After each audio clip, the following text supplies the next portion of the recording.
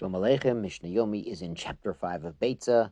Mishnah Zion, the very last Mishnah in Beitzah. And then we'll be starting Bezrat Hashem Rosh Hashanah. Yes, we're going to have Rosh Hashanah on the 23rd day of Menachem Av. But okay, it's almost Elul, so that's pretty good. So Mishnah Zion, Parakeh, Beitzah. Misha Ziman Etzlo Orchim. Someone invited guests for Yom Tov.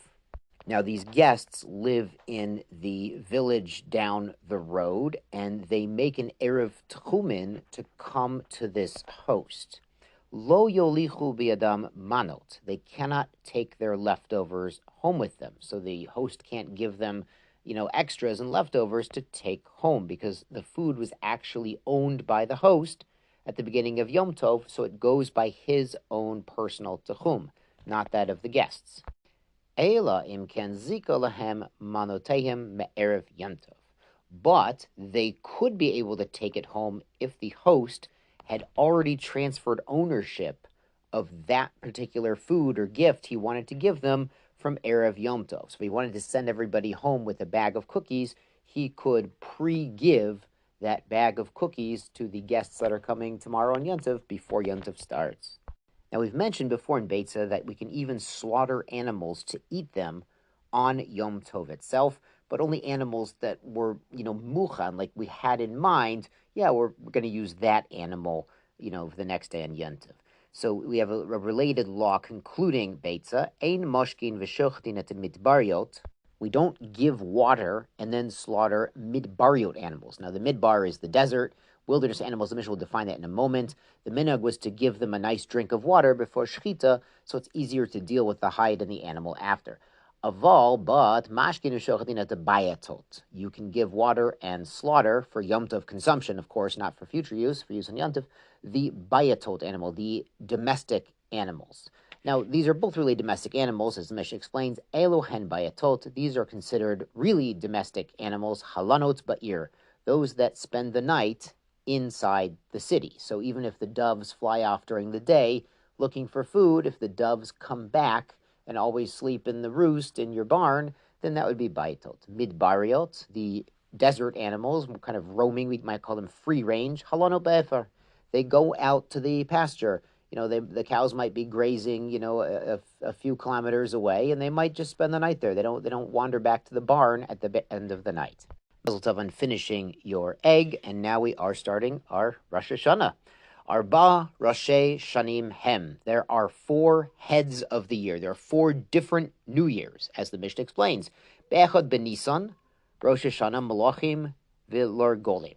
So the first day of Nisan, 15 days before our Pesach Seder, that's actually the Rosh Hashanah for kings. They would count the reign of kings starting in Nisan. So if they became the king before Nisan, even though it might have been 6 weeks, or that already counts as a whole year of their reign. And we used to date Shtarot, as we mentioned in Gittin, by the reign of the kings. We don't do that anymore. And for festivals. Now, the festivals comes up because if somebody made a neder, he has to, a neder to bring a carbon to the Beis Hamikdash, he has to fulfill that over the course of 3 festivals. Basically, we give him a whole cycle of festivals beginning in Nisan to fulfill that vow. So really, Lamaisa, the vow starts with Pesach. If someone made a vow to bring a carbon Erev Pesach, then he has that Pesach, Sukkot, and Shavuot cycle to bring the carbon. But if he made it a bit after Pesach, then this cycle doesn't really start until next Pesach, so he has quite a bit longer to bring his vow. And the Mishnah turns to the next one, Be'echad Be'elul. The first of Elul is Rosh Hashanah L'maiser Behema, for the tithing of animals. Any newborn animals before that date are tithed in one cohort, and after that date need to be tithed separately in a separate cohort. Rabbi Elazar, Rabbi Shimon Amrim, Be'echad B'Tishrei. They say the Rosh Hashanah is the same as the general Rosh Hashanah on Tishrei.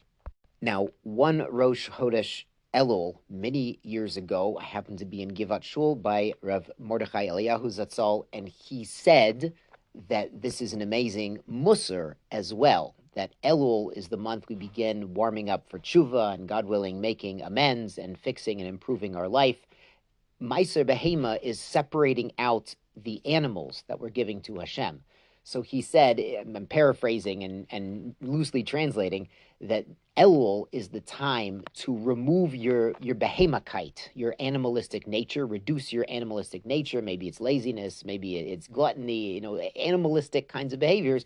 We want to remove them, and we want to separate them to be used for holy means, that are coming up for the Yomim Tovim, when we do enjoy ourselves, but Baruch Hashem, we do so for holy cause. Now the Mishnah proceeds, Echad b'Tishrei, the famous first day of Tishrei, Rosh Hashanah l'shanim.